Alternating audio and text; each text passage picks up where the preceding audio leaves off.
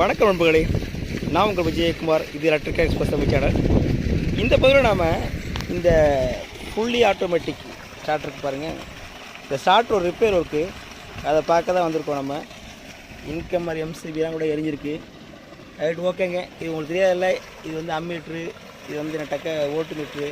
Voltage என்னென்னு பார்த்துருவோமா? 400 volt இருக்குது. 2 ஃபேஸில் ஓட மாட்டேங்குது, அடிக்கடி ட்ரிப் ஆகிடுன்னு சொல்லிட்டு பிரச்சனை.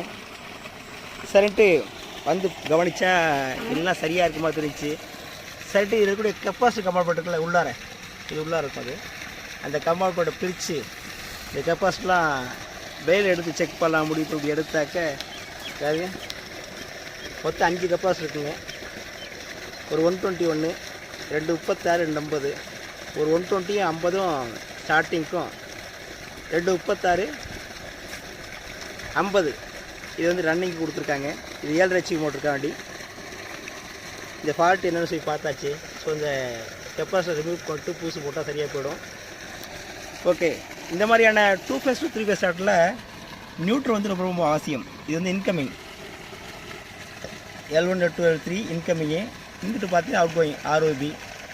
ஏன் இந்த நியூட்ரல் அவசியம்னு சொல்கிறானாக்க, இந்த டிரான்ஸ்ஃபார்மர் இருக்குல்ல, இந்த டிரான்ஸ்ஃபார்மரு, இந்த கீர்த்தி ரிலே, இந்த யூனிட்லாம் வேலை செய்கிறதுக்கு 230 வோல்ட் சப்ளை தேவை. அதனால் இந்த நியூட்ரல் வந்து ரொம்ப ரொம்ப அவசியம். எல்லாம் கெப்பாசிட்டி இல்லாமல் 2 ஃபேஸ் 3 ஃபேஸ்லாம் கிடையாது. ஃபேஸ் வந்து நட்டக்க ஷிஃப்டிங் பண்ணி நம்ம யூஸ் பண்ணுறோம். இதுதான் மெயின் கான்ட்ராக்டர் எல்என்டி மேக்கில் போட்டிருக்காங்க. இது வந்து இந்த கண்ட்ரோல் பண்ண வந்து ஆட்டோ ஸ்டார்ட் இருக்குது, மேனுவல் ஆட்டோ ரெண்டுலேயும் ஓட்டிக்கலாம். அப்புறம் இது வந்து டைம் டிலே, எவ்வளோ டைமுக்கு அப்புறம் மாறணும் அப்படின்னு சொல்லிட்டு செட் பண்ணுறது. டைம் டிலே கெப்பாசிட்டி எவ்வளோ நேரம் ரன்னிங்கில் இருக்கணும் அப்படிங்கிறது, அதாவது ஸ்டார்டிங் கெப்பாசிட்டி எவ்வளோ நேரம் ரன்னிங்கில் இருக்கணும் அப்படிங்கிறது தான் இந்த டைமிங் டிலே கொடுக்குறது. இது வந்து கீழே ரைட் ஹேண்ட் சைடில் இருக்குது கெப்பாசிட்டியில் வந்து ஒர்க் பண்ண வைக்கிறது கான்ட்ராக்டர். இப்போ நம்ம ஆன் பண்ணுறோம், ஃபஸ்ட்டு அதுவும் சேர்ந்து ஆன் ஆகும், அப்புறம் ஆஃப் ஆகிடும். அதை டபுள் கெப்பாசிட்டி ஆன் பண்ணி அப்படியே ஆஃப் பண்ணி விட்டுரும். மெயின் கான்ட்ராக்ட் வழியாக நமக்கு சப்ளை போயிட்டுருக்கோம். இது வந்து ரிலேங்க, OLR ரிலே. கிட்டத்தட்ட 20 to 33 ஆம்ஸ் வரை கொடுத்துருக்காங்க. ரைட், ஓகேங்க.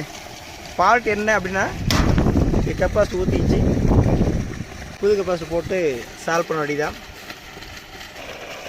ஓகேங்க. இது போன்று எலக்ட்ரிக்கு சம்மந்தப்பட்ட பதிவுகள் தொடர்ச்சியாக நம்மளோட சேனலில் நீங்கள் கவனிப்பதற்கு நம்முடைய எலக்ட்ரிக் எக்ஸ்பிரஸ் தமிழ் சேனலை சப்ஸ்கிரைப் பண்ணுங்கள், பெல் பட்டனை ப்ரெஸ் பண்ணி வைங்க. நன்றி.